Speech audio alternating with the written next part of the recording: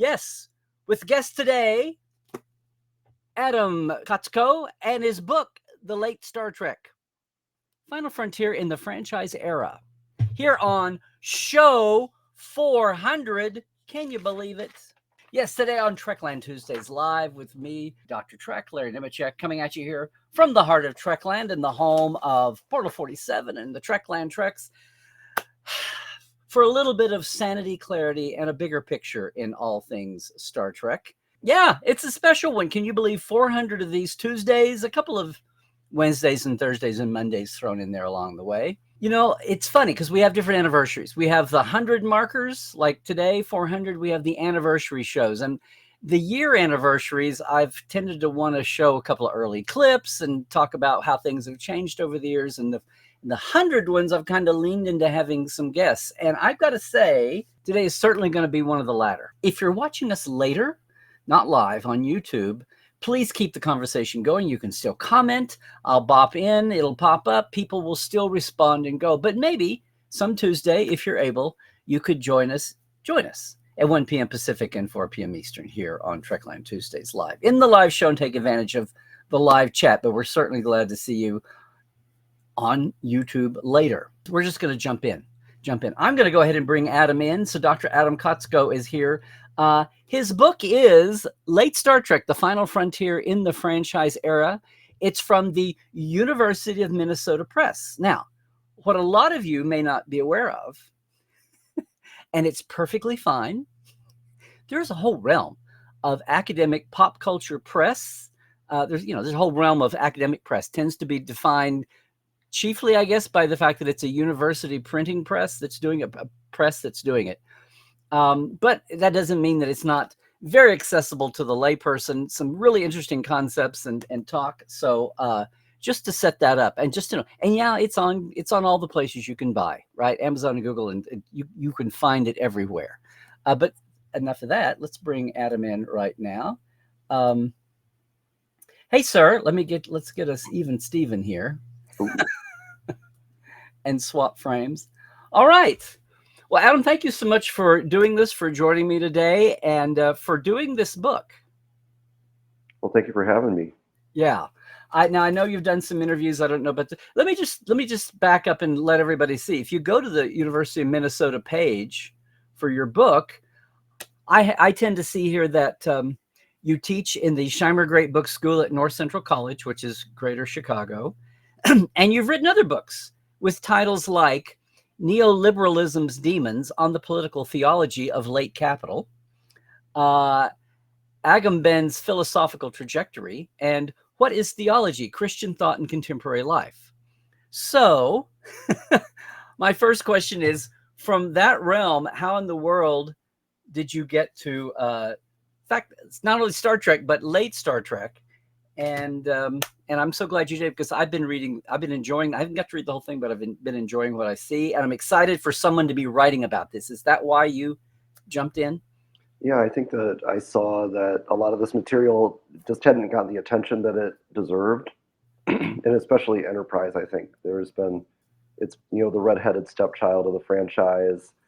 And as I was kind of connecting with fan communities, in the last 10 years or so, and I noticed how extremely hostile people were about Enterprise. Like, one of the top fan theories that people like to do before Discovery came out was to write Enterprise out of the timeline, either through First Contact or through the Temporal Cold War. In any case, it just was not part of the main timeline, because Scott Bakula can just never be the captain. Like, this is just unacceptable. You need to hang around with some better class of fandom. That's all I'm going to say. But yeah. So I took the contrarian viewpoint that Enterprise is fine, and that even if it's not the best of Star Trek, it doesn't deserve such scorn. And I kind of started analyzing, like, what are they going for? Like, instead of taking this attitude of, like, I imagine that the prequel would be this way, I imagine that things would look like this in 2151, instead saying, okay, what did they actually do? What was kind of the reasoning behind that? Is there a way to make this make sense? And the more I kind of pushed on that, the more I thought, like, even if they took it in unexpected directions, in some cases, they were making a good faith effort to kind of create this new and different type of show in the Star Trek universe, and to try to think through what it would look like for humanity to be in like this early stage instead of an established stage. And yeah, and so really, my real wish would have been to write the entire book on Enterprise. That's my Oh, true love of this of this era, but I felt like probably nobody would purchase that, so I thought I would expand it out to include wow. everything else Okay. too. Yeah. Well, because one of the so back up here, I'm going to say that, and I've read this, so I know your bio didn't mention this, but you have your own fandom credit, at least as far as being a viewer of the show, right? Original series with family, Next Gen was yours, and then life took you away from being able to follow the later shows as closely. Is that? Yeah, it was. Yeah, one of my earliest memories is watching the original series with my dad, and then watching Next Generation when I was a teenager became like a kind of weekly ritual. I got a little too busy and maybe a little not wanting to associate myself with Star Trek and other such nerdy topics, short-sightedly at the time. Yeah. But then came back to it as an adult and wound up rewatching all of the shows. I was caught up by the time Discovery came out. It was a very unique experience to be able to watch it week to week again and have new Star Trek finally, for first time in so long. Well, I got to say, if you were on an adventure watching the reaction to Enterprise, it must have felt like that times steroids. Oh yes, Discovery.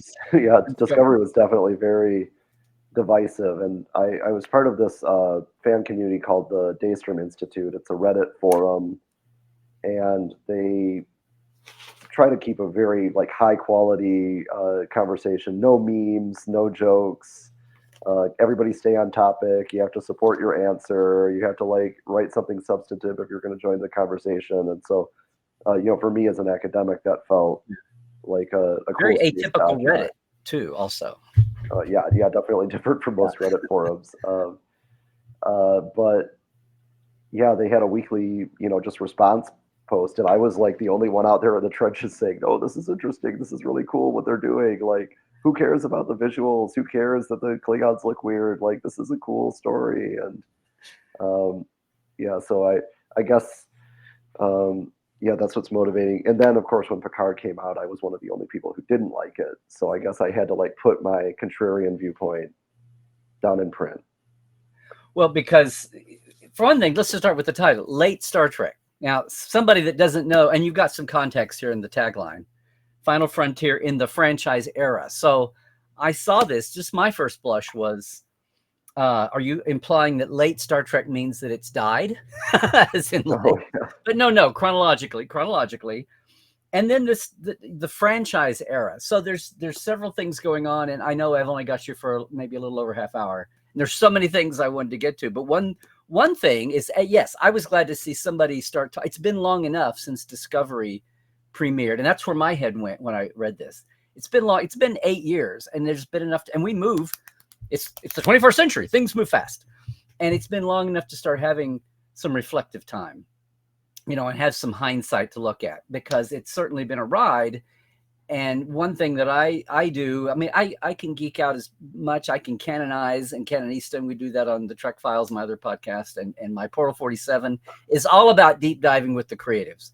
But for a lot of times, I realize a lot of fans don't understand the linkage of the industry, and people look at the Trek they knew or they came in with, and they judge everything else by that, and may not realize that younger generations are coming. There's so many things at play that I've tried to do with Tuesday Live here, and like, maybe in case you weren't noticing, this has happened, and I wasn't noticing, and this happened, and that's why this excited me so much, because I think it's time to do that. However, you're defining late Star Trek not with the end of not starting up after the Berman era to the JJ era, like with the films, with the Kelvin films, but you started with Enterprise. Is that because I know now that's where you really wanted to do, that's what you really wanted to do.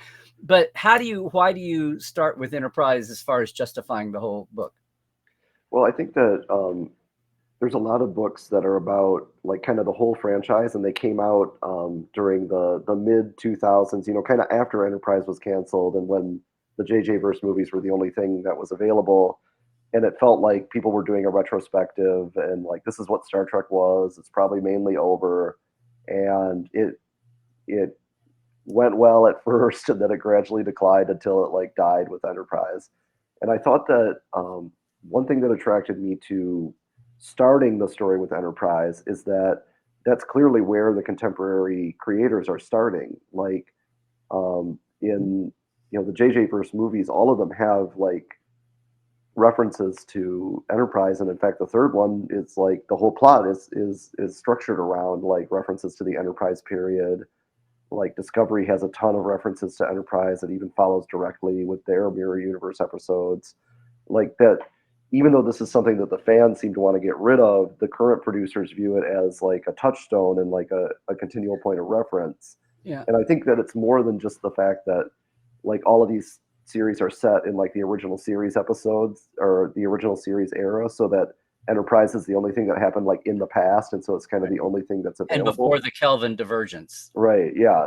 But I think that there's more to it, because the more I thought about what Enterprise was doing, the more it was kind of transforming Star Trek into a different kind of franchise, one where there would be much more explicit continuity, and there would be like that all of these like cross references, to when the Federation was founded would like matter, because we would like go back and see that happening.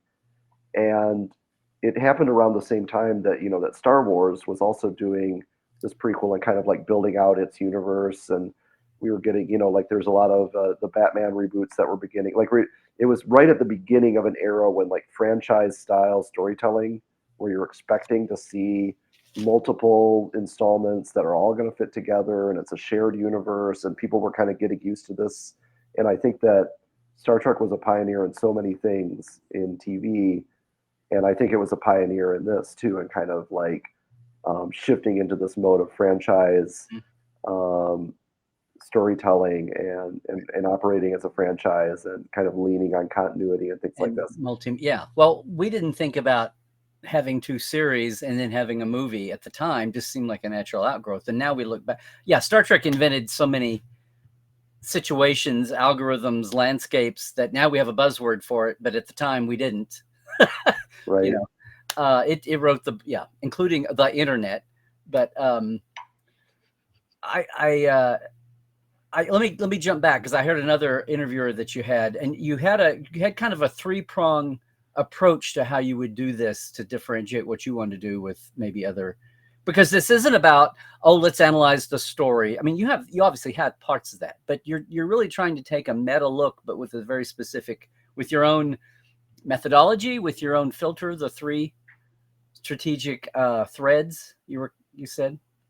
Yeah, in terms of how I would write the book, I was talking about like there are a lot of people who write in terms of trying to show like Star Trek was ahead of its time. It was very politically progressive. Like, look at this. And that's true. Although I think that in the more recent stuff, it has been less overtly politically progressive, or less kind of ahead of its time in that way. It seems like, especially in Enterprise, that was less of an emphasis. But in terms of how they put together the stories, and like the framework that I use to understand what they're talking about, I'm interested in how they tell their stories and how they decide to fit their stories in. And it seems to me that there are like three strategies that they tend to use. And the first one we're all familiar with, we all love it, fan service, where they're just like, we're going to give you more of the same. You like this? Okay, we're just going to extend it. You like Captain Picard? We're going to show you Captain Picard. That kind of thing.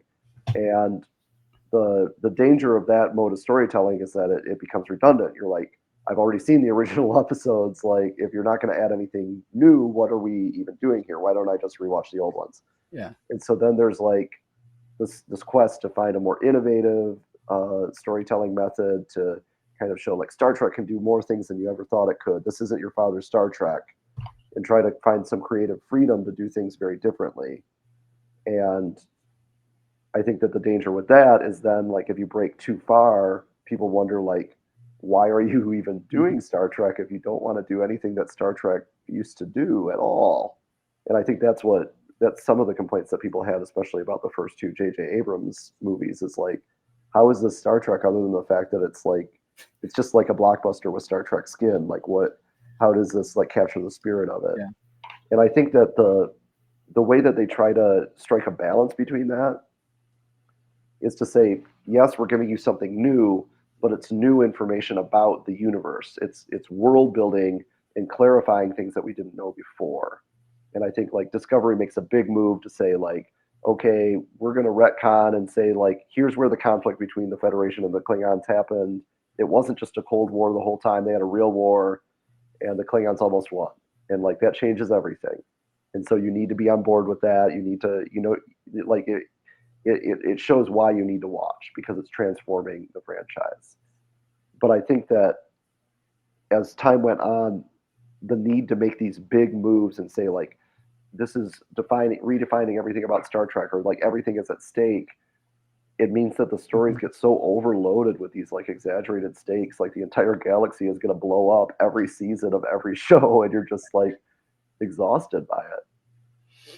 Well, several things came to mind here, but one thing here. So you at one point early on in the introduction, you said, "Let me start with this because it's kind of a throwback, and because there's so much good stuff here, and I don't have you for very long. We'll have to do this again sometime, or in another venue or something. I wish you were more West Coast so we could do con panels.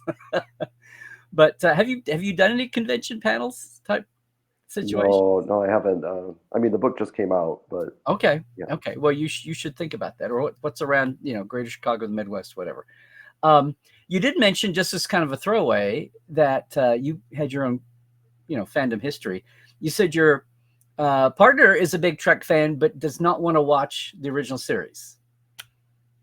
And I know that's a big chunk of newer fans coming into Trek, or even not even so much new, still the last 20 years. And do you think the role of the original series is just, and I know that wasn't a focus of the book, but do you think that's just inevitable?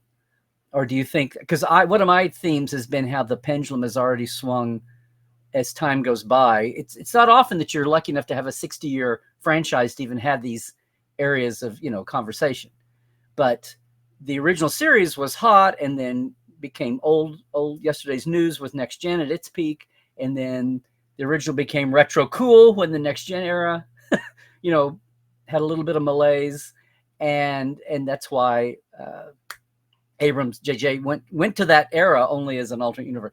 So it's interesting now because we have so many people say, I understand, I intellectually appreciate the original series, but I just can't stand to watch it. What do you, is that for your partner or what do you think about that reaction to the? Yeah, I think that there's a couple different factors. One is just that the style is very different. Right. The production values, although high for their time, don't hold up as well as the other shows. And I think that sometimes the cultural norms of that time were just different in a way that is distracting.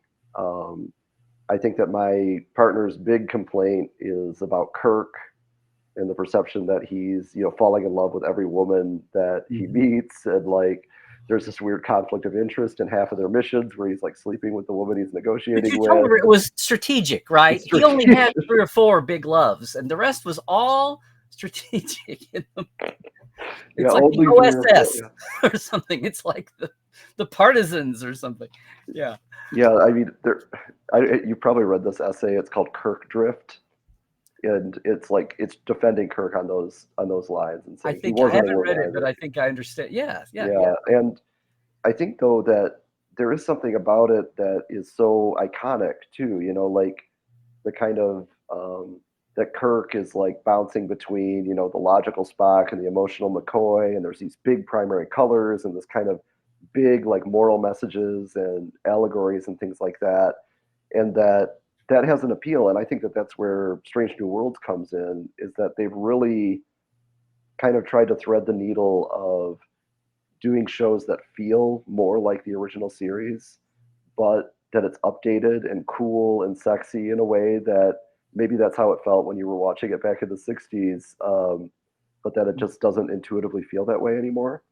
And like, I think that there's one scene in Strange New Worlds where the crew is addicted to light. Do you watch this episode? Mm-hmm. They've got a virus and they're addicted to light, which is like this kind of big, almost stupid, like swing that I think original series would have Well, done. hold on. We've got a musical coming because of an alien virus. Yes, right, Yeah, exactly, like that kind of thing. But like when they're just sitting there, like basking in this light and just like eating it up, or like where the engineer is going to blow up the warp core so you can have even more light. It's just like, yes, this is what I've been missing. This is this is the kernel of the original series that we need to like get back. And I think they did a great job of kind of reinvigorating that. and you say that, and that's what Lower Decks does almost every other episode. But then, Ransom becomes the godhead, kind of, Yes. the literal thing. But people, oh, it's animation, that's fine. But it's like, but that's, yeah, the floating Lincoln chair. It's, the green hand of, it's manipulated matter meant to draw on your memory of your culture. Anyway, people think, look, it's the big hand. It's Lincoln in the chair. It's whatever. So let me do this because we don't have a forever. Let me just, so you also include the novel verse, which was fascinating to me, and I understand all your intellectual reasons why. One thing I don't know about how much you underlined as you looked at the series. I mean, I know it had to, was since you mentioned the franchise era and what kind of a point you were getting to about has the original series and then the Berman era, and they were all the meta of the capitalist system being part of a series that's supposedly set in a post-scarcity environment, and how that's ironic at times and meta and frustrating at times and baffling. And this current era is of the streaming era pretty much, and how that plays into the choices. But number one, there's still a chunk of fandom that feels like it gave up. Like they didn't like the Kelvin movies, the JJ movies, and for some reason, because Kurtzman was one of the 5, involved, and then he and then Bob Orsi's, they've split ways. In fact, he's passed on now. But Alex Kurtzman was part of that. So all of these not only are just outgrowths of what they didn't like about Kelvin, but now they're all the same. And I love people who, I don't know if they don't actually watch, which is always suspect. But everything now, we've got this, I've called it the buffet of Star Treks. You call, different flavors. You were referring to this too.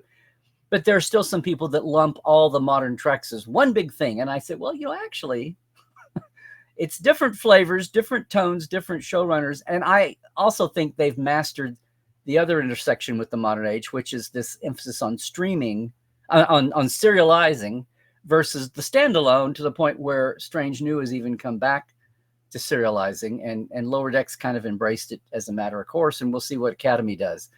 But I just, the fandom that tells me tell me you haven't watched the current shows without telling me, and this embrace that they're all just one of a kind, and it's all Kurtzman, and they need someone else different. You know what I'm saying? Because I think by now it's been long enough that that's a folly to say that, but you can't tell people. I just wondered if you can very much tell not only different tones, but like a growth in how they're handled. You kind of lump the 3 most recent ones at the end. So I'll I mean, I just put them into the same chapter for convenience because they just had less material available at that time.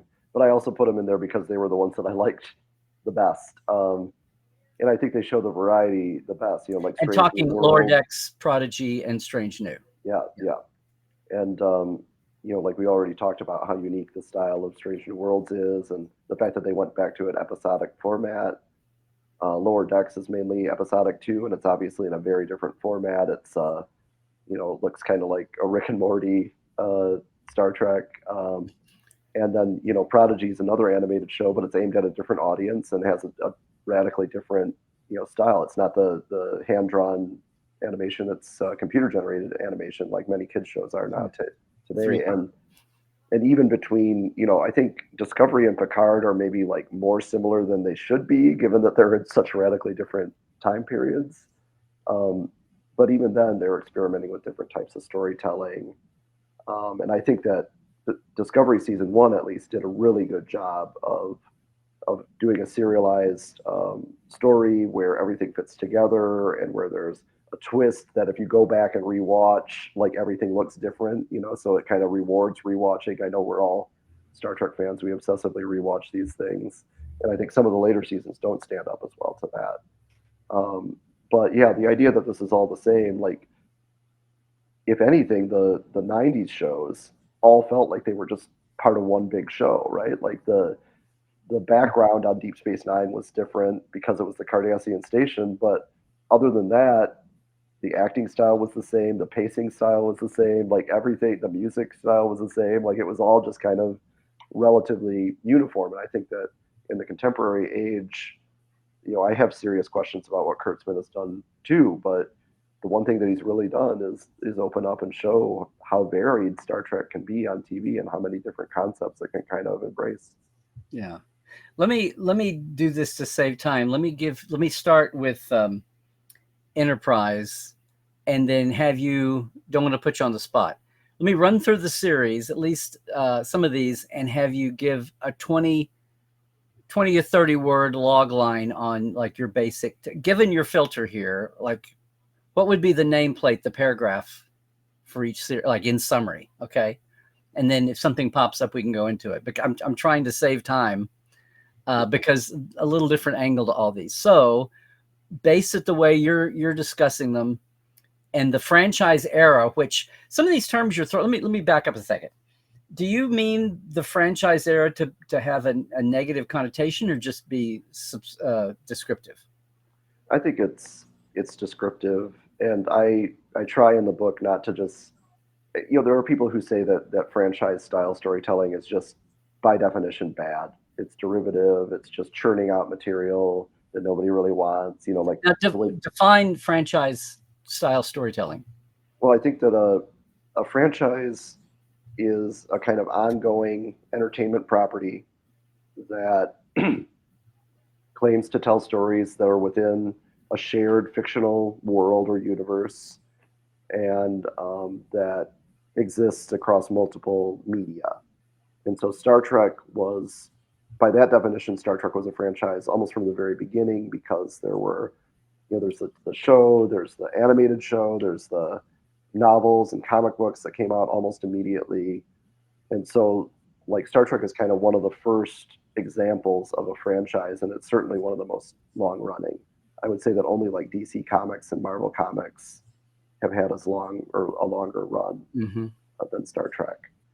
And what you would call this, the Brits love to say Doctor Who too, and I said, yeah, but it took the Americans to show them how to market, because no one knew for the first 10 years. But yeah, and I mean, it was state produced too, so I guess there wasn't as much pressure to market. But yeah, and I think the franchise era would be like the recent decades, when it seems like every movie is a franchise movie. There's stats like that 8 out of 10 of the top 10 movies every year are sequels or based on an existing property or something like that.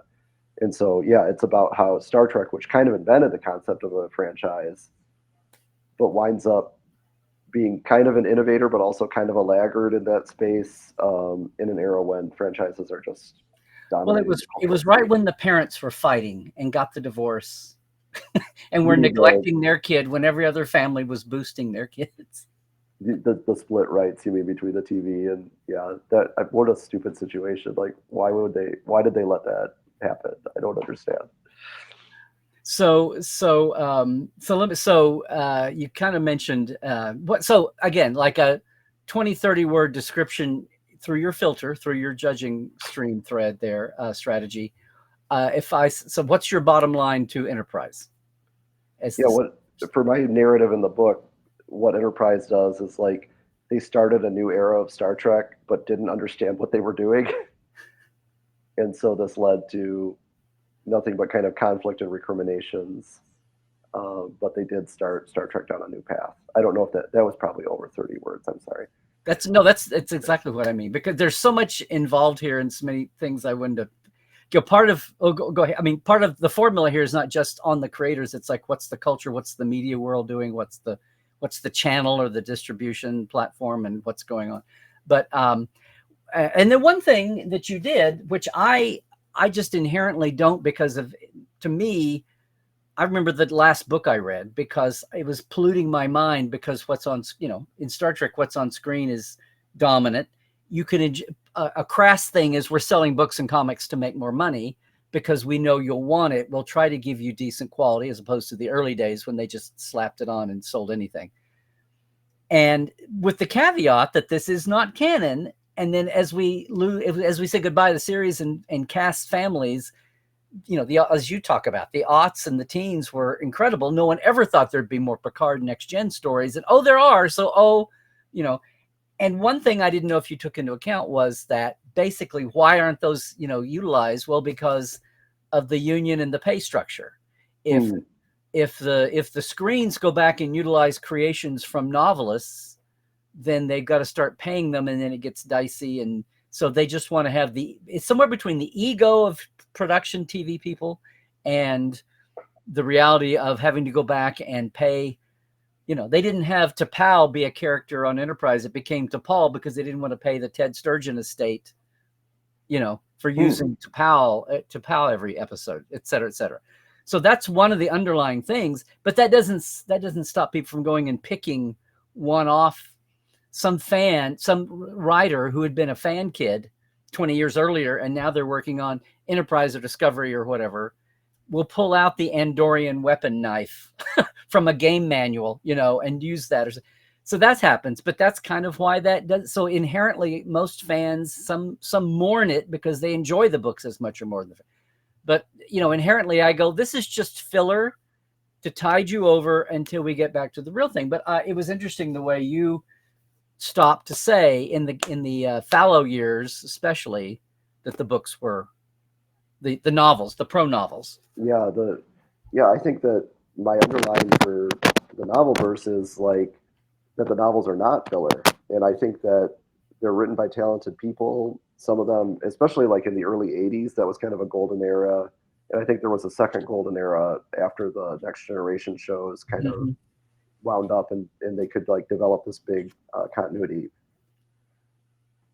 So, yeah, I think that the novels are really important to fans. I think that fans read them, and that fans' ideas of the franchise are like deeply shaped by that. Even though they're kind of like to tide you over, like you wind up spending way more time with a novel than you do with any episode, right? Like you can't read a novel in an hour, and it can go into more detail. It can, like I remember reading Peter David's Vendetta and thinking, oh, finally I'm going to get to learn about the Borg, which, come to find out they're only in like 5 episodes. And I was like trying to watch the reruns and see if I could find a Borg episode, but I had control. I had kind of like, I could decide what I wanted to learn about from Star Trek through these novels. Yeah. And I think that was really important to people, and it's always been important to fans. Yeah, I was going to say, the accountants aside, that's not to say that the newer generation of writers who were kids in the 90s and the aughts, and sometimes they'll even admit it, weren't also affected by the way the novels were shaped, and either leaned into them or maybe leaned 180 away because they didn't want to be accused of, not that that's the universe we use, but that they don't want to be accused of ripping off a novel, so they steer completely away from that. But anyway, let me move on down the line to, and I'm going to just skip the Kelvin movies because we kind of talked about them. But your bottom line to Discovery then. Bottom line is, Discovery showed that Star Trek can be a prestige level, high quality property, and then they ran away from it. I just view the trajectory of Discovery since season 1 as just utterly tragic and baffling. That's interesting because knowing the production history and how, the season 1 was basically a train wreck that never would have happened if it hadn't been a Star Trek because of all the internal chaos, which same way as the motion picture was. It was a chaotic mess. And if it hadn't been a Star Trek, someone would have pulled the plug on it. And the fact that it landed at all is kind of amazing. Mm-hmm. And anyway, this is all fodder for future, whatever. And that I thought it got more Trekish as it went along. But I also know that I'm way overdue for a rewatch. I'm really wanting to sit down and rewatch and give everything a second, with the dust settled of 8 years and all the expectation game. But now Picard, because Picard in hindsight, I look at is I laugh and say that it's actually, somebody said, do you like Picard? And I go, which version? To me, it's almost like 3 different series, but what's your bottom line on Picard? Yeah. Picard, it seems like it's just reinventing itself every season. And they finally landed on, it took them, 3 seasons to finally do what everybody thought they were going to do and do a reunion show. And I think that I had somebody who wrote a review of my book said that he read it because he heard that I was utterly savage about Picard. And I did, like, as I was writing the chapter, I realized, like, I really, really disliked Picard and disliked all the choices they made. And, like, the second season in Los Angeles, like, this is what we want from Captain Picard. Like, this is crazy. And like all of this wrangling in season 3 to get them on the bridge of the original Enterprise, it's just like, what are we even doing here, guys? Well, you know that the show developed out of the gate because that's what Patrick wanted. He basically wanted a Loganization of Picard and TNG. He wanted, interesting. Yeah, he didn't want a reunion. He wanted to show the character Picard. If you're going to come, because they came to him, let's do a Picard show. And he said, basically, okay, well, I will do it, but we're not going to be, my phrase, the happy dappy crew on the happy dappy bridge having happy dappy adventures every week. It's an old man. We're going to look at what's happened in his life and the things since he saw his crew, and they're part of his life, but they're all not living together 30 years later. I mean, that makes sense, but yeah, it took a season, and then internal, let's do this, and then compromises, and COVID happened. And then Terry Matalas was able to come in and say, okay, we did what you wanted for 2 years. How about we do this? And by then it was kind of like, okay. That's a rough short form, but that's interesting. I can't believe I didn't think of the connection with Logan, because it's so obvious in retrospect. But see, as an actor, Patrick is going to say, well, I don't want to recreate it. And also, as an actor who is something very successful, or a producer, you don't want to tempt fate. You don't want to take the great gleaming edifice, the icon, and do anything to go, oh, why did you go ruin it? Why? So it's like, here's what we'll do. We won't go anywhere near that. We'll show anyway. That was, yeah, I think it was interesting. Yeah, you could have that intention, and then the way you develop it is still up to, Yeah, I was game for their concept in season 1. I thought they took a big swing, and I thought it was really interesting. And it just kind of, the pacing and the confusing storytelling and the killing him just to resurrect him 2 minutes later, like, there's just so much that went in really confusing directions. Like, I think that season 1 was promising, and they just didn't execute. I think that season 2, I don't understand why they even made it. And season 3, I do understand why they made it, but I just felt it was kind of unsatisfying fan service, at least to me. Yeah. Well, now that's another thing, because talking about negative connotation, and I'm going to let you go here. I'm sorry. This is what I knew would happen. But one other thing I wanted to ask you was, you use fan service as a term a lot, and to me, that's got a negative pejorativeness to it, the same way that Mary Sue is a pejorative term, and yet we have many Mary Sue stories that get made professionally. And fan service to me, as like Picard 3rd season, and to me it's like it's just gratuitous. Oh, here, let's pile this on. But to me, the whole point of being in Star Trek, which gets back to the basic here, is I'm a fan because after a few weeks, you enjoy the show, you enjoy watching after school, right? As a kid, original series, no bloody A, B, C, or D, the original series, and you enjoy the characters, you enjoy the stories, and I'm talking about at that age and at that time, sure. But what really made me a fan was when I found the Making of Star Trek book and thought, holy cow, they planned all this.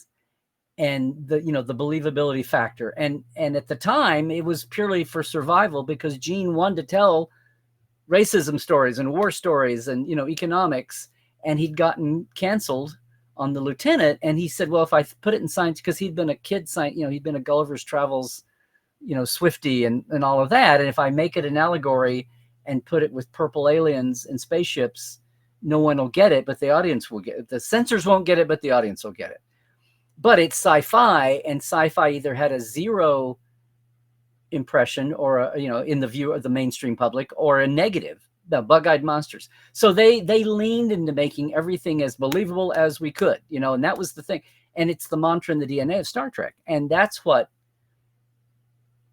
grabbed me, because I couldn't believe. And, you know, the world, nobody said world building then, but we have that term now and so many others. So to me, I've seen people talk recently about the Discovery mess out of the gate, and how they said, no, we'll be canon, we'll be canon. And for the first time, I realized that some people in their mind, whether they consciously believed or understood it or not, they were very precise about, yes, here's where Michael Burnham as a foster daughter is going to fit in, you know, into the Sarek family. And then eventually we'll say why you never talked about her. But you already had Cybok coming out of nowhere in Star Trek 5. And to me, it was amazing how they were so anal to the good with concept canon and timelines and chronology, but visual canon was just like, what's that? And to me, they were all one and the same. Because the thing that sets Star Trek apart from every, and I'm soapboxing here, and then I'll let you go. Sorry, I didn't mean to make you endure this. I'm not in a rush. If you want to keep going, I can keep going. I want to get your reaction to this, because to me, you can be a fan of many things and we have lots. And I was amazed to find, because I was never a comics fan, because those are silly people running around in pajamas, all one-off individuals. And Star Trek was us through NASA into space, as a Kirk speech would always remind you. And we had Napoleon and Hitler, but then they had Lee Kwan and Colonel Green and on, you know, and they would do those historic sweeps to remind you that you were them. And they weren't a galaxy, although I enjoyed Star Wars, it wasn't a galaxy far, far away. Yeah. It was, you know, a long time ago. It was us into the future. And that's what, you know, drove, sometimes it was a little corny, but it drove it. And Picard the same way, when he's yelling at the stock guy in Neutral Zone about, you know, we no longer are obsessed with materialism, and yet that kind of dawned on you. But the fact that you would read those memos from Dorothy and Gene and Bob and all of them, and Gene talking about, here's the names of Vulcans and here's the names of the ships in the fleet. And they messed up, but they tried really hard. And that became the DNA, as opposed to everything else that was either not trying, or it wasn't worth your time, or I don't know. I was amazed to find out from my comic book friends 20 years ago, 10 years ago, that they had the same reaction to Marvel and DC universes as I did to Star Trek. And I was like, how do you get that out of, you know, and that's fine. That's wonderful. So then I thought, like, what is different about, well, Star Trek is the only one that's tried to keep, it gets creaky at times, but tried to keep that. And even with the JJ movies, they were just going to do a reboot, like you said, like, oh, it's another Batman, it's another Spider-Man reboot, and just don't ask questions. But it's like, no. Shatner and Nimoy are eventually going to die, and we might want other people to play Kirk, but they're going to be in the same stream. And thank God, Kurtzman and Orsi said, Alec, JJ, why don't we make these movies an alternate universe? It's like, thank you. Then I don't have to care. I can just watch them and not have to care. So to me, I've heard people say, like, third season Picard, oh, it's just fan service. It's just member berries. It's just canon porn. It's, you know, whatever. And I'm like, no, if these were compelling characters when they were in their 40s and 30s, are they not as compelling just because they're in their 70s and 80s? And to me, that's not fan service. That's a phrase I have called "use the universe." Right. It's like, don't be afraid of it, but don't wallow in it, but don't be afraid of it either. And that's what so to me, fan service becomes a pejorative, and like you've overdone it where you could.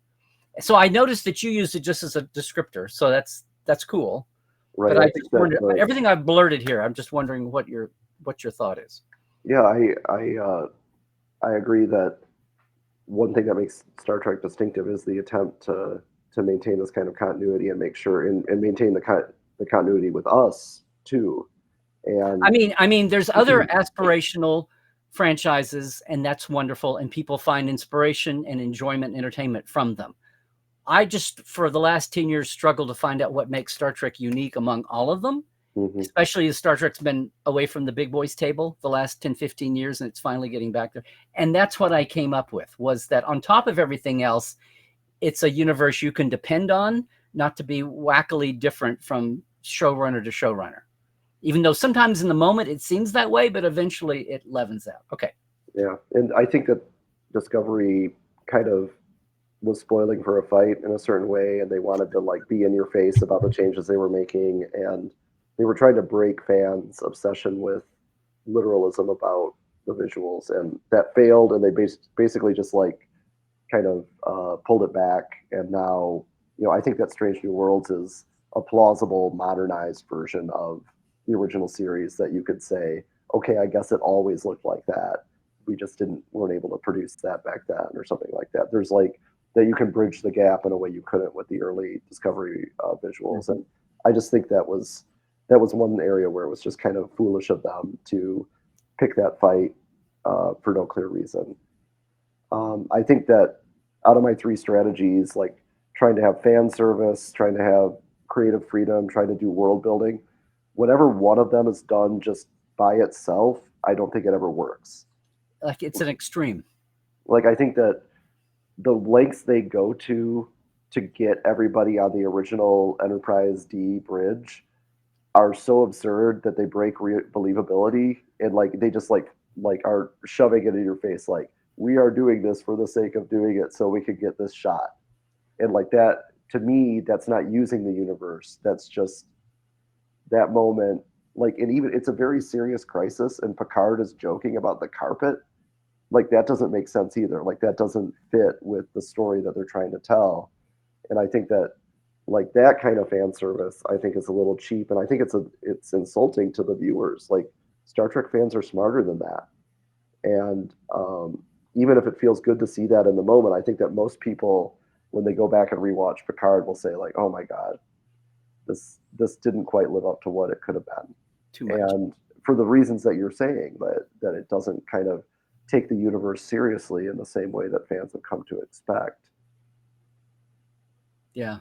Well, that's why I love what the passage of time, like I mentioned the original series, DS9 and Voyager people, especially DS9, when they started to serialize just even before the Dominion War, when they would have recurring character arcs of those 40 characters they wound up having, whatever, people would miss a week or two on the old viewing schedule, like once a week, but you're on a crappy station that's it's the NHL or the NBA station, and they bump that week's DS9 to 2 a.m. and you miss it, and you have no hope of knowing when it's going to even to tape it.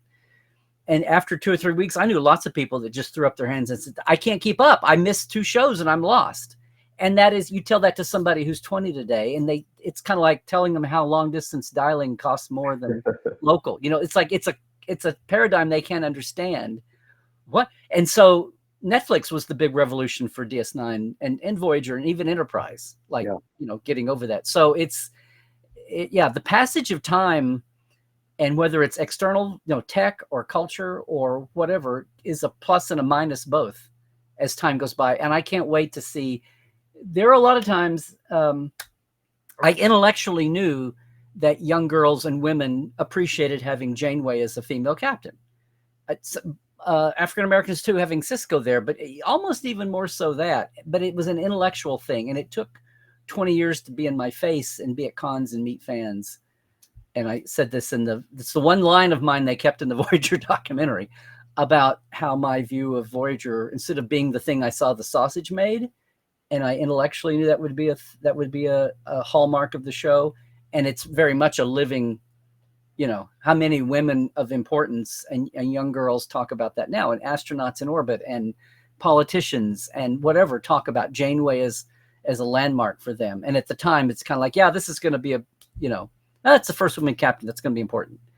And it just takes time sometimes to realize, or to have your view pulled out of the rosy spectacles, or, the rose-colored glasses.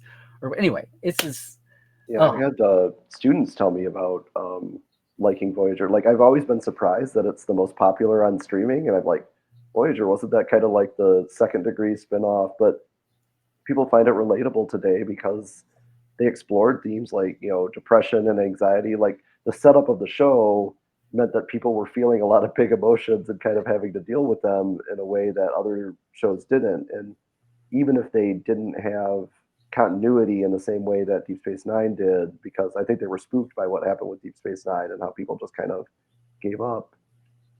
Even though the concept lends itself to serialization very well, I think that still the sense of like people saying, we're still lost out here. We're still 70 years away from home. Like, we're still feeling things and trying to deal with it and trying to figure out what our life means out here.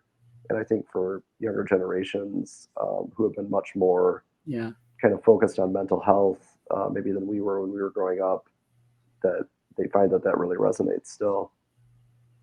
Well, and the idea that Dax or Seven would become such great gender, gay or trans or whatever on the LGBTQ, community, that they would become icons, that no one saw that in the 90s or whatever. And now the newer series are doing things more, I hate to say on the nose, because that can be a negative connotation too, but you just don't know what the ripples. That's one of those cases where when you throw the stone, you don't know how far out the ripples, or the butterfly effect or whatever. Right. You don't know how far those ripples are going to carry. Oh, listen, can I ask you one more thing before I leave you? So one thing, you mentioned them a couple of times, so they just hadn't happened. We didn't, as a whole, the franchise era is, we've had the strikes, we've had streaming blow up as the model, or is it the emperor wearing no clothes?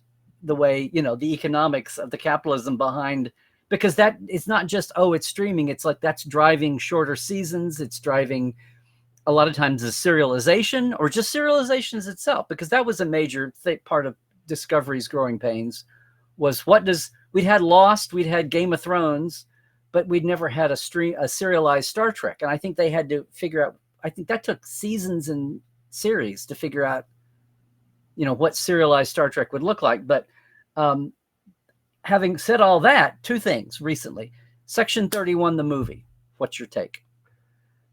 I think it's absolutely horrible. I think it should just be deleted, and for the first time, actually delete. I think they should pull it.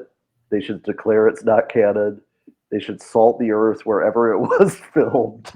I couldn't even get like morbid fascination pleasure from it. It was just, I don't understand why they did it. Do you have any idea that 10 years from now, we might look at that differently? I don't know. Do you look back at like Nemesis and suddenly think it's good? Like, the worst Star Treks have always had, I used to say that at least in And the Children Shall Lead, we got the UFP banner. I mean, that was my, like, here's one thing. Here's the thing. Okay. The other thing was, and this has just happened, and I'm going to go with the theory that this is true, because I haven't seen any pushback to it. But there's been talk reported from, wacky things like union bulletins and rental spaces where things get broken where they're not supposed to be leaked.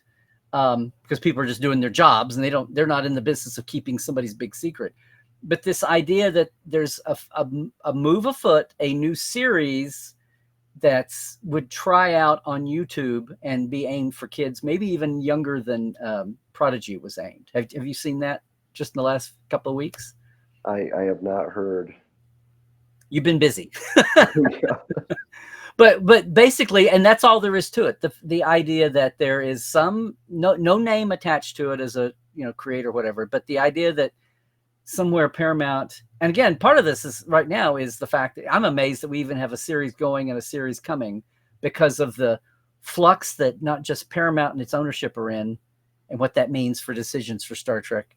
It's way above Alex Kurtzman's pay grade, and his contract ends into next year. Oh wow. But that streaming is in a flux, and even who's owning, the industry is in flux, and then who owns Paramount on top of that, and who's making the decisions. And it's I'm amazed we have new Star Trek at all right now. So that had nothing to do with Section 31 though. But if someone is feeling like they're making decisions, or if these are small enough, no budget, low budget decisions they can make and do it within the current whatever. But apparently the story is there's some group developing a for kids series, but it'll be on YouTube.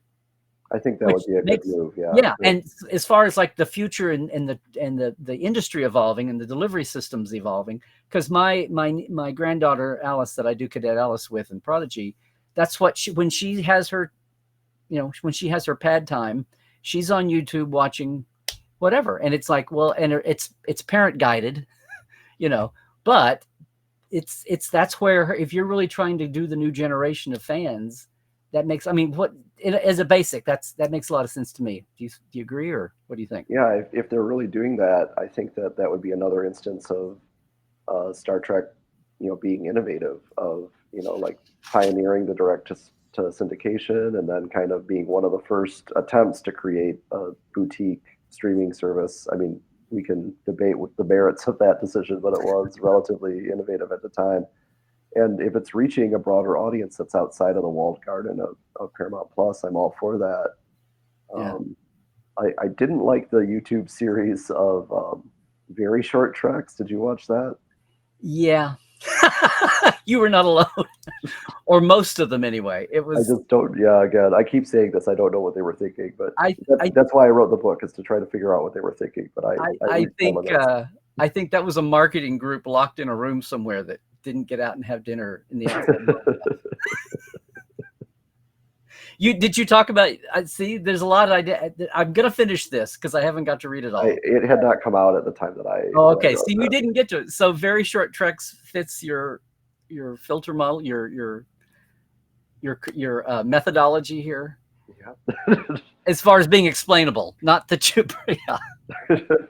Well, I'm glad that I didn't have to try to explain very short treks in my book, because I think I would have failed, short of, hypothesizing that they're doing drugs or something. But. Well, speaking of putting it in a box and locking it away and salting the earth with it, do you now? I haven't looked at our chat. Do you have a moment to maybe we can run through the chat and look at questions, or do you need to go? Oh, sure, that's fine. Okay. I mean, Susan, you tell me. I'm going to back scroll everybody and see if anybody has an actual. Thank you, Joel. Thank you, Joel, for that. You guys know I don't lean into that, but thank you, and thank you for 400 episodes. Hey, Scott. Scott's my assistant. And he said he's always loved Enterprise. I love here, I'll say this. I love there's part of the thing with Enterprise at the time was this whole thing, and the way we conceive this, I don't think about Star Trek's timeline linearly. Like, that's so not prophets.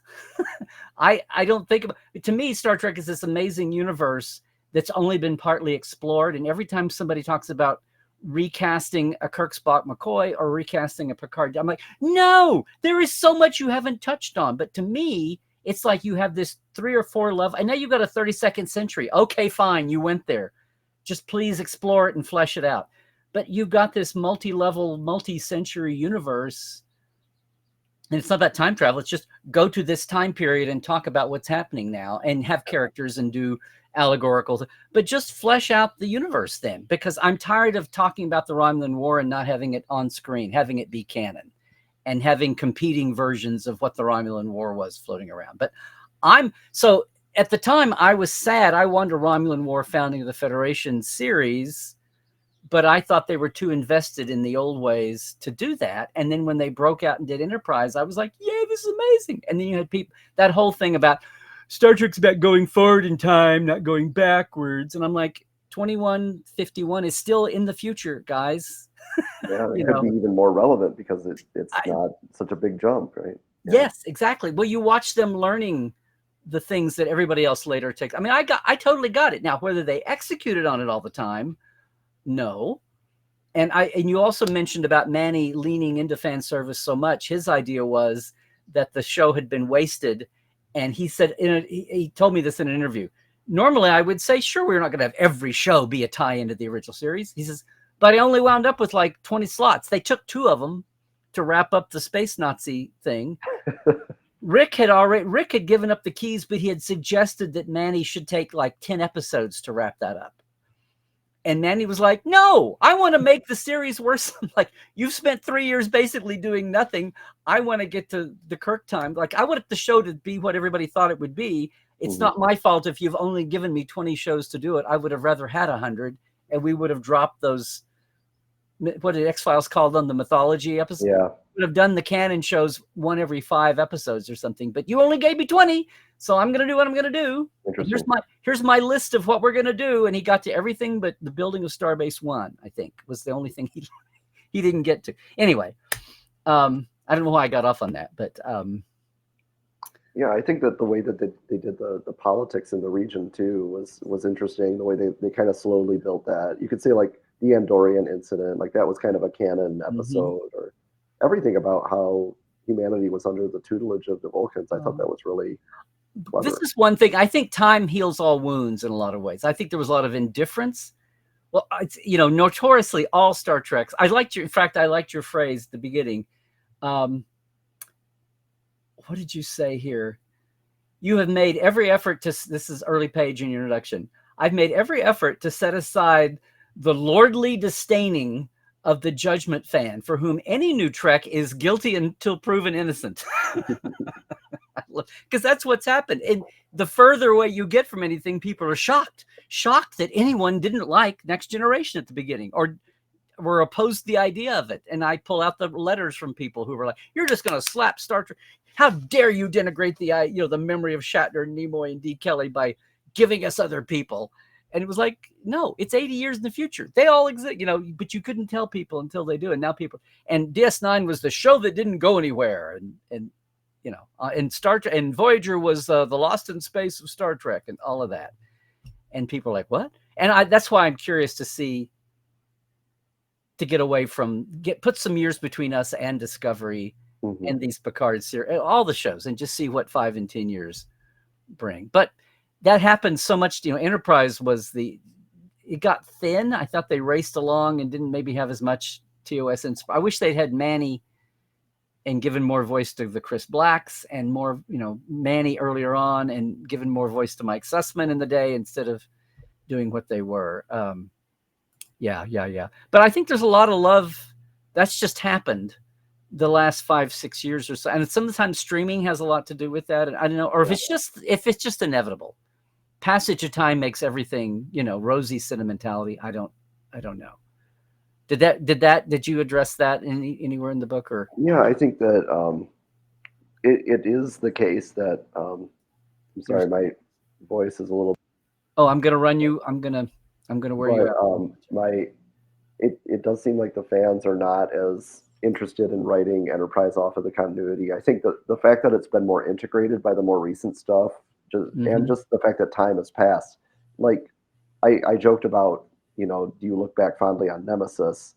But I'll admit that I went back and rewatched it after watching season 1 of Picard, and just the sheer fact that it wasn't the most recent thing, that it wasn't the last thing, meant that I judged it by a less harsh standpoint. Like Enterprise was doomed to be disappointing because it was like the last thing, and it had killed Star Trek, and like you're going to find all the faults with it. But now that Star Trek is like back and there's so many other shows, you're just like, well, maybe I can accept this. Yeah, but in the moment, and another part of this, and did you get into this at all? I didn't even think about this moment. The role that social media and 24/7 access and people spouting off, everybody entitled their opinion, and every bot and troll entitled and paid for their opinion, and what that's done versus the discourse we had in the 90s, when things, still moved. You had message boards, but you still, a lot of it was word of mouth. A lot of it was, clubs and meetups and your bar friends. And that was the pace of discourse. And now we have Crazy Town. Yeah, I think that was a big part of kind of the transition from Enterprise to Discovery. Like, there's a famous quote from Rick Berman. He says that people use the internet for Star Trek and pornography. And even though he knew that like that internet discussion was so kind of central to fan culture, even at that early time, they really had an antagonistic relationship with the fans, and they were like annoyed at them. Like they didn't want to have that type of like feedback.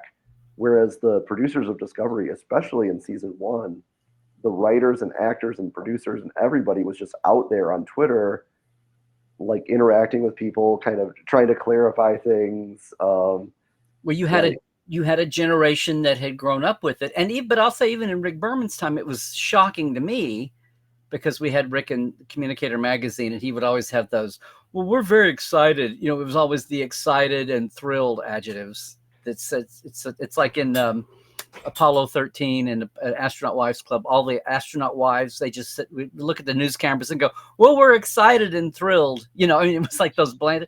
But at the same time, the young kids, Ron Moore was out on groundbreaking AOL's Star Trek board just answering fan questions. And it was like the generational split, the old school who didn't know how to handle or didn't trust all this this rapid interaction, and the younger generation then who were like totally up with it. And it's the same thing today.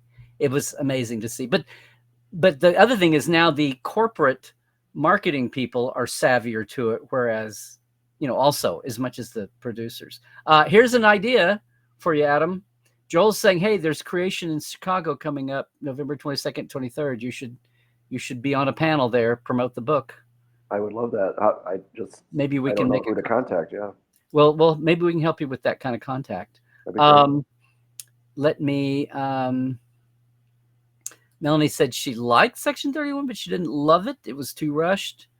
And one of the things about Section 31, I was still curious to see the tone because I thought they could find a way to make it work. But I think it was damned by the fact that it had been a series at first and then collapsed into a 2-hour movie.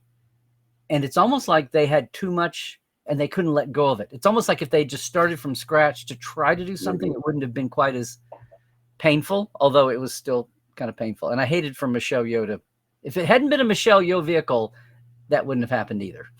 Yeah, I think that probably a lot of the things, like the tone was a little bit weird to me, but I think that's because like the tone presupposed relationships between the characters that we hadn't seen develop.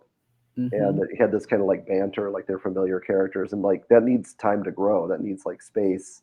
I think somebody said it on the chat that it should have been a mini series. I think it probably would have been much better in that format.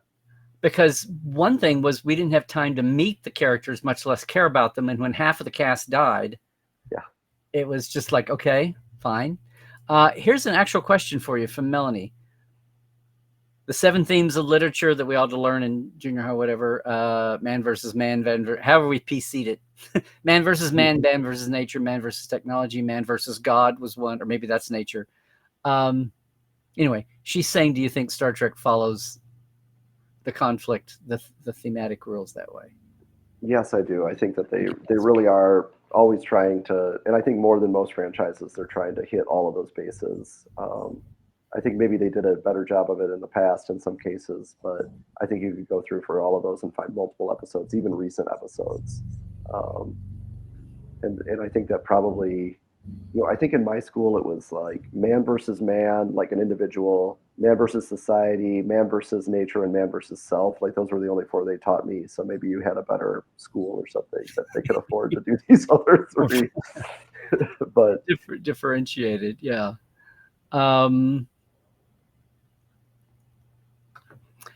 Carl says, and you did. If I shortchanged comics, I didn't mean to, because you talk and you specifically say you're looking at the comics as well as the novels, not so much about the games, because to me the games were the most peripheral until Star Trek Online. The games were the most little devoted to them, and they didn't stick around very long because platforms would evolve, and so Yeah, I think I did have like a Star Trek computer game. And there was that parody series, Space Quest. I don't really like the point and click type of games. But you're right that Star Trek Online was really important to fan culture. And one reason that I didn't do it in the book is because I felt like that's the kind of thing that to do it well, you'd have to have been there. Like I would have had to have been there from the beginning and playing and like seeing how it evolved and seeing how the culture evolved. And I just didn't know how I could figure that out without just lucking into the fact that I was there. Like I think the fact that I was part of fan discussions in this particular forum when they were unfolding at the time gave me a unique perspective, and I don't know how I would have, like, if I had gone through and read all those old threads, it would have never been the same as me being like, I'm logging in the morning after the episode to try to see what people are saying. And I didn't have that with Star Trek Online. I think somebody should write about, like, even just like an informal thing, maybe if somebody wants to go to Daystrom, or if somebody was really into Star Trek Online and wants to do a guest post on my subreddit, maybe we could arrange something like that. See that, and what totally went by me, in the same way, I was there. I remember someone showing me message boards. I remember trying to answer some questions, and then realizing people would they didn't care about the answers. They just, the minute I answered something or settled a debate, I would come back like once a week and they would get me on their message. It was FidoNet or something. I didn't have a computer and with a modem then to get on. This is like 89 and 90. And I would check in to see what they thought about my answer and my discussion. And it was like, they were like, okay, now over here. And they would be off fighting about something else. And I was like, oh, you guys, it's like, this is the Tellarite board. You're not interested in the answers. You just want to fight and debate. And it was like, oh, was that a preview of future online fandom or what? But anyway, it's like every generation does that. But anyway, I'm trying to see if we have another actual question. Red Shirt Bob says, sitting and listening, this is really interesting. Absolutely. Yeah. Got a whole Doctor Who conversation going on in the chat here. Let's see.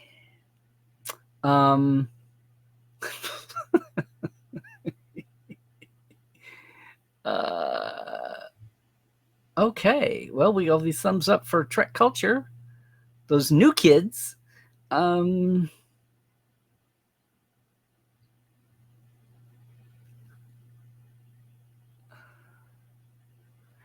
Here's one. Joel says, Punk on the bus in season 2 of Picard may have been fan service, but it still fills me with joy. And you know what he's talking about, right? Yeah, I think that, those type of funny references, like, I always have room for those. It's just when it takes over and starts distorting the story that I start to get worried. Derek says, but quality canon and world building is the difference between good sci-fi, I guess he's saying all good sci-fi and fantasy and the DVDs in the Walmart dollar bin. It's the reason Fifth Element is a classic and nobody remembers Battlefield Earth. Well, you remember Battlefield Earth, Derek. Okay. Yeah, I do agree that one thing that is marked off Star Trek is the fact that they're taking seriously the idea that this is a world, that it has rules and things like this. And it's something that makes it really rewarding for fans to go back to the old material. Do you think that eventually, and eventually I mean after I'm dead and gone, because I have this thought every once in a while, because there's the QB Air drive where they're talking about a faster than light drive, has nothing to do with matter and antimatter, much less discovering dilithium somewhere as a filter for it. But eventually, if we get a hyperlight drive and we start to approximate the scale of travel that Star Trek has, that'll be awesome. But the minute that happens, and matter and antimatter and dilithium have nothing to do with it, that just shatters this. Like, we patch and retcon things along the way, or the first aliens we meet aren't the Vulcans, or 2163 gets here, 2161 gets here, and we don't have first. In my crazy ahead of time, I don't have to worry about this. Will Star Trek diminish? Will it become, like Gulliver's Travels or something, and just become something quaint, or From the Earth to the Moon, the silent movie? Because eventually we will eventually get to the point where all these things are shown to be not historical, and the fervor for having a unified canon. This is crazy talk, I know. Well, I think that, I have the date for First Contact marked on my Google Calendar, so I won't forget if I'm alive at that time in 40 years. I think I have a shot. I'd like to know all the travel packages booked to Bozeman, Montana. Yes. Oh, yeah. I better book my trip now. But I think that already happened. That already happened because the 90s was when the eugenics war was supposed to happen, and that was when Star Trek was at its most popular. And so I think that kind of thing, it's not really about the realism at the end of the day. I think it's about the stories and the characters and the themes that they can explore through those. And I don't think that's going to go away just because there's no such thing as dilithium, as it turns out, or that there wasn't a progenitor race that seeded the entire galaxy with human-like DNA. I think it's very unlikely that really happened. Yeah. Even now, but well, Greg Cox did do the 2-novel set where he said, well, the Eugenics Wars was actually like an underground secret war that wasn't out, and yeah. I read those, and I was disappointed that he didn't do more to kind of weave it into the news, like in a conspiratorial way. I was expecting more fine-grained things, like Bill Clinton, bombing the aspirin factory or something, and that turns out to be like Khan's fortress or whatever. But yeah, Not aspirin at all. Derek says, I love the respectful cynicism here of questionable Trek decisions. I think respectful cynicism is exactly the level I'm trying to hit. So I'm glad that that's coming through. Oh, and Joel says, will the kids show be called Q's Clues? Very nice. Very good, Joel. You heard it here first, everybody. This is, thank you, Ma. It's called, they're calling it Starfleet Scouts. As much as people can do it. Yeah, according to Trek Central and some other sources that have got there. Nick Jr.'s YouTube channel. Okay, not just as a generic from, okay. Yeah, the article. See, I was hazy on those, but then they'd had the production agreement with Nickelodeon for Prodigy. So, Paramount should sell Starfleet Scout food cubes. Thank you, my figure. See, this is my thing, Derek. I kind of agree with Derek. I thought with the creative ego and everything in play at the time, Discovery started off 10 years before Kirk and Spock because Brian Fuller's original idea was to do an anthology show with the same cast playing different characters and like American Horror Story, and every, with a core cast, and every season would be a different era of Star Trek. And he wanted to jump into eras that we hadn't seen and fill in the in-between, some of the things that I would like to do, whether it's a specific event or just that time period. And like between Archer and Kirk, and between Kirk and Picard, and and the network said, oh no, we want some continuity, and we want action figures, and we want toys, and we want like, we're not going to spend 10 episodes and 15 and go on. So his first idea is the one that stuck. And I think in hindsight, with the elbow room of creativity they wanted, and not to find a way to like Discovery kind of does and Strange New kind of does later. I think they should have jumped to the future if they really wanted to be that unconstrained. And I'm this way. I wish they just started in the future if that's what they really wanted to do. I think that would have made more sense. Yeah. I feel like they were most at home there. Apparently this happened while we were on here. George Wendt must have passed. Oh, yeah. Okay. Thank you, Chuck.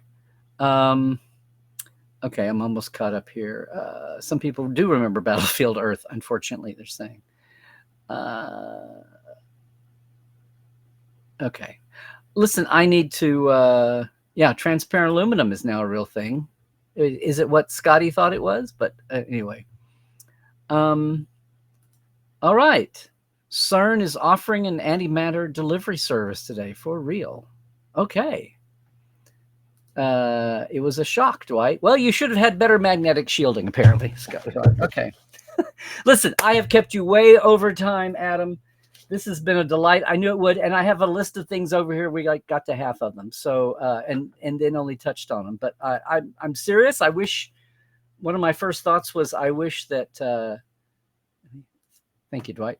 I had wished that we were able to somehow physically meet more often and do panels or something. But if you haven't done a convention panel, you should definitely look into some of the Comic-Cons, or even being an academic, even some of the LitCon, the old school LitCons around you, because I think there's a a real hunger for some discussion on this. And I think people are, if there's been discussion about the modern shows, it's all been in the week-to-week trenches online, and there's been very little hindsight and reflection put to anything yet, and especially just kind of acknowledge the earlier years. But let's talk about this. And we barely touched on the things like the economics and delivery systems affecting. I don't know if, were you trying to take all that you try to take all of that into account, not just the creators in their own vacuum, right? Right. Yeah, definitely. Yeah. Okay. Thank you so much. Thanks for making my 400th episode so great. Thanks for having me. I'm I honored. hope we got some eyeballs. Again, everybody, the title is Late Star Trek, The Final Frontier, and the Franchise Era. Oh, look, you've got one too. By Adam Kotsko. Again, you can look it up. The University of Minnesota site would love for you to go order it there, I'm sure. But it's out everywhere, I think. Yeah, you can get it at Amazon if you wish. Yeah, Amazon. And in our own ways, let's see if we can get Adam in his comfort zone and travel budget, unless people are being very generous as a promoter. Let's get him out in front of folks more often. And thank you for this step today and talking. And oops, I have really taken your time. Okay. Anyway, thanks so much. And and good luck with it. And we'll see you somewhere down the line. We'll see you again, Adam. All right. I look forward to it. Okay. All right, everybody. Oof. Happy 400, huh? Thank you to the University of Minnesota Press for getting in touch with me about having Adam on and sending me a review copy. It's the first time I've been frantic to get a book read in ages. Partly for the deadline, but partly because I was curious to see what somebody did with this kind of the point of view, what they were doing, what they were trying to do. So go over and show Adam some love. Dr. Kotsko, yes, indeed.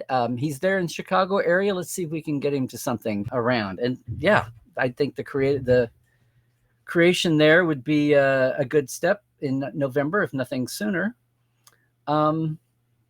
Yes, I'd love to be at a live con convention, have a couple other people on the panel and talk about some of these things in depth. I had so many other questions that I knew we wouldn't get to because I thought we were only going to be on for 30, 40 minutes, and he was very gracious and kept on. So everybody, thanks so much. Thanks so much to Adam Kotsko for being on today, but thank you too for being with me. And I don't know if anybody here, because number one, Trekland Tuesdays Live number one was retconned that a week later because I went on live to talk. So the audience for number one was very tiny because it wasn't announced. I just went on, I think, and reacted to the first Disney trailer, Discovery trailer, but also I reacted to the reaction to the first Discovery trailer because it was a wake-up call for it ain't 2005 anymore. 2017 was. And we know that now. But I just want to say it's been a long road getting from there to here. And one of the things is my current Patreons, I want to thank all of you guys and gals and peeps. So that means thank you to Chuck A., James Kerwin, Diana Hopkins, Halbert Gunjanssen, Lawrence Todd, Greg Wickstrom, Mitch Keith, Andrew Jazimski, Justin Weir, Joshua Patton, Pranakasha Productions, Chris Jiggins, Keith Rombach, and Comedy Forecast. And also our live wires, our $10 Patreons a month. That's Jesse at Crusher Convo, Chris Garris, Rob McLean, Byron Bailey, J.R. Poole, Gary Williams, James Durovich, Dave Gregory, Dan Leckie, and Casey Shafsky. I did everyone's name for the 400th. Yay. Hey, everybody. I really do appreciate that. I have a very simple Patreon. Here it is. It's just $5 and $10. The 5 and 10, you get a shout out. As you just saw, the $10 get access to the earlier years of Portal 47's guest. They're all still cool. They're just a ways back, and they've been sitting on the shelf for a while, but they're all still awesome. A few folks have passed since we had them on Portal, including Robert Butler, who was my very first open house guest who directed The Cage. That's all there. That wraps up the end of the month is when you get charged. It's very simple, /Trekland Live. Would appreciate you going and helping us out here as we head into we're into the eighth year, and now into the 400th episode. Of course, if it's a Tuesday as it is today, that means there is a new Trek Files up as well. It's another one with Mike McDermott,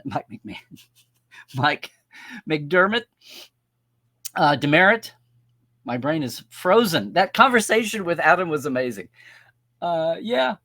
The Trek Files is up. You can find it at thetrekfiles.com, which is our Memory Alpha page, which is now also an archival. You can scan all 12 plus, 13 plus seasons. Today's is with Mike Demerit, more about wacky tales garnered through the clues of the call sheets and production reports from Voyager and Voyager Enterprise days. check it out. And remember that you can get on our Trekophiles Tonight live Discord show, which will be, yes, next Monday. We'll be there on Memorial Day at 4 p.m. Pacific, 7 Eastern. If you're at home and getting over the end of your Memorial Day Monday, hopefully you had one, join in with us. And you can get access if you just go and, you join the Mission Log Patreon to get to the Mission Log Discord, but it's $1 a month. And then you got access to all the Roddenberry shows and their audiences and their live shows. It's really a wacky community, a creative community. Okay. Separate from my Patreon, but it's $1 a month and you get a lot too. It's a pretty good bargain, especially when they're, both together. But maybe you can join us Monday live, and that's just about Trek Files and our episodes and what we're doing. And I probably can't help myself, and I get off on tangents there too. I get off on some Portal 47 worthy tangents at times, and I shouldn't. Save that for the Portales. Hey, everybody. I think that's about going to do it for us. You know where to find me socially. Socially, I'm at Larry Nemecek on Twitter and X, and Blue Sky especially. And it's Larry's Trekland, combination thereof, on Facebook, Instagram, and YouTube. If you haven't already, please like and subscribe, ring the bell, do all the things here on YouTube. And we're approaching summer. I've had 2 tours already this month. If you would like a customized away mission from the real life Star Trek outdoor location sites of Southern California, thanks to Picard, there's now over 50 famous and infamous ones, right? TreklandTreks.com is your answer. We'll pre-plan it the best we can. 4 sites, fast food lunch. I'm your concierge chauffeur, prop and camera wrangler, whatever you need to have an awesome, memorable time visiting the sites that you want to see in our Trekland Treks format. Please give me a call. It's going to be an awesome year that way. And right now, with all our talk today here on TTL, as we do every Tuesday with Adam as a guest, 400 shows, all that I do, all that we all do, yes, this is entertainment. It's also diversion. It's good, as Dr. Ali would have said on Life Support Live. It's also healthy that we have an outlet for our imaginations, and sometimes we do have to take a break from the realities, the crazy realities of this world that we do care about, but we do need a break. And the breaks when we can find inspiration from our pleasures, real inspiration even, like Star Trek. And like Star Trek has been since the beginning, from the tumultuous 60s onward. Nothing superfluous about that. Nothing superficial about that. It's healthy. It's healthy to enjoy as a relief. Maybe not to go live there 24/7, but it's a relief. It's great to have Star Trek as one of our psychological touchstones, right? So thank you for this special 400th episode. We'll be back with 401 next week. Yeah. A little interruption in schedule, maybe in later June, but for right now, we're sailing right along. It's so great to have you all here in the chat, and I'll see you later on. It'll be on YouTube too. If you're watching now, again, on YouTube, jump in now and leave a comment if you will. I'll get on there, and other people will pick up the conversation too. It's always great to have you here live, though, if you can. And that does it for show 400. Please, everybody, enjoy your treks. We're counting down to Strange New. We'll watch the rumor mill, see what's going on right now in this newsless time as we approach Strange New Worlds and see what's going on all the fronts, and as we approach con season. Looking forward to San Diego and Vegas and SoonerCon in late June. We'll see what happens on all that. But until then, and until next Tuesday, and until I see the Portales a week from Wednesday with the great Rob Bowman in part 2, please, everybody, stay healthy, do all the things, stay woke, check your sources, and trek well, everybody.